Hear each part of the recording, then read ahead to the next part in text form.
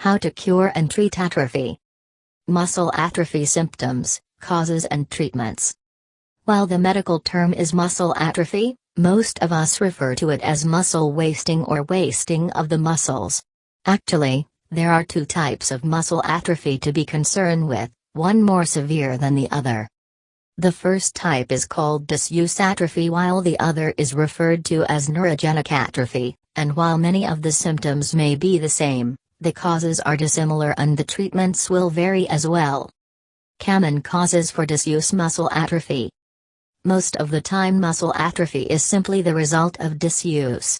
While you would think that the leading cause of disuse atrophy is amongst people who are bedridden and unable to move about in order to exercise the muscles, the real culprit for the majority of muscle atrophy cases is a sedentary lifestyle.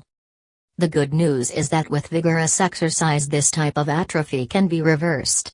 The bad news is, many of us are unwilling to change our way of life in order to get the exercise we need. Unfortunately, what we fail to realize is that the heart is also a muscle. Yes, it is an organ, but it is also a muscle which needs to be exercised in order to stay healthy. People who are bedridden also are prone to muscle atrophy, but unfortunately there isn't much they can do about it unless they are blessed with a physical therapist or a concerned family member who will take the time to therapeutically work their muscles. While it may be impossible to totally reverse muscle atrophy caused by disuse in bedridden patients, it is possible to keep it from progressing any further. Common causes for neurogenic muscle atrophy. While neurogenic muscle atrophy is far less common than disuse atrophy, it is also much more difficult to treat. Neurogenic atrophy is the result of injuries or diseases of the nerves that supply muscles.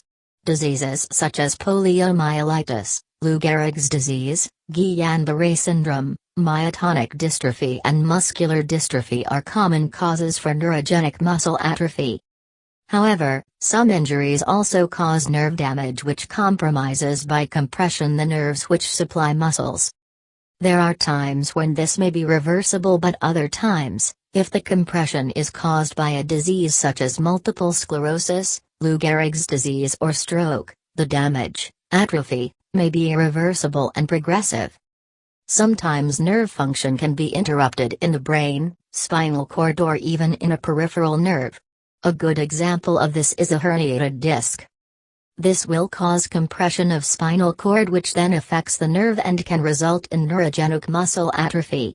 Perhaps one of the most well-known causes of neurogenic muscle atrophy is carpal tunnel syndrome.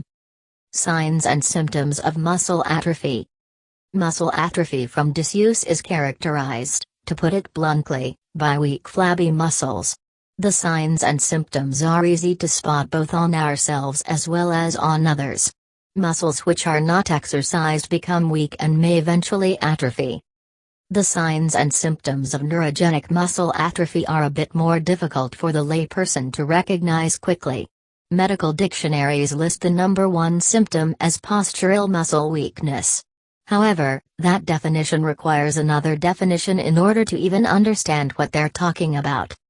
The postural muscles are also called anti-gravity muscles, but a simple way to look at it is postural muscles are those which help us to stand erect. Consequently, one of the first signs of neurogenic muscle atrophy is a stooped posture.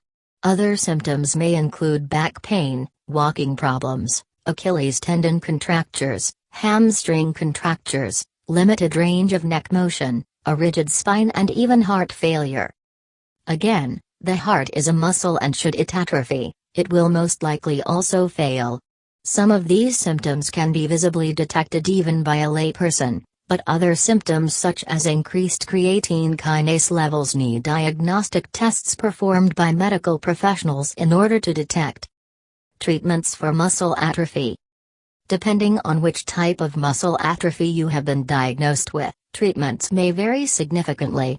Disuse muscle atrophy can often be corrected with the proper amount and type of exercise, while neurogenic atrophy may be treated in one or more ways.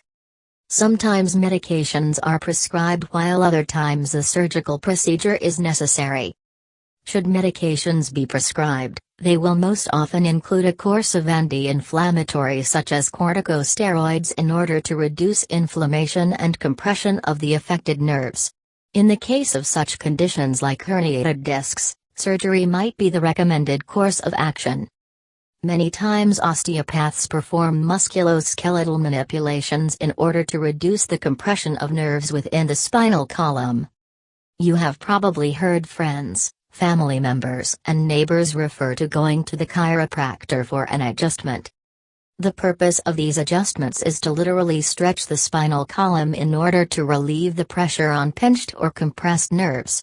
Unfortunately, there are times when options for treatment are limited, such as incurable and progressive diseases.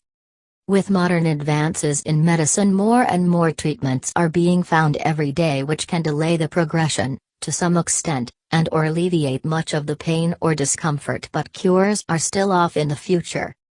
Unless you have a debilitating disease or are bedridden, the best treatment is to get up and get moving. Exercise as rigorously as you can, even if you need to take it slowly at first. The key is to use those muscles so that they don't waste away. It might take some extra effort to keep yourself on a schedule, but the benefits are well worth the effort.